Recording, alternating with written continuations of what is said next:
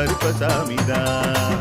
புளியரை நீங்க வாங்க சந்ததி தழைக்கும், புண்ணியத்தை வாங்கிட்டு போங்க நிம்மதி பிறக்கும்.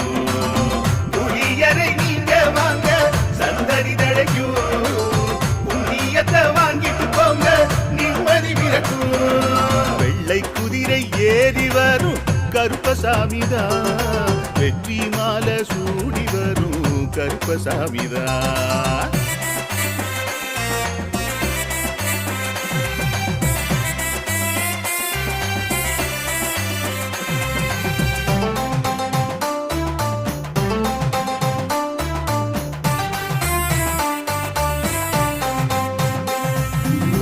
ராமரோட பரம்பரை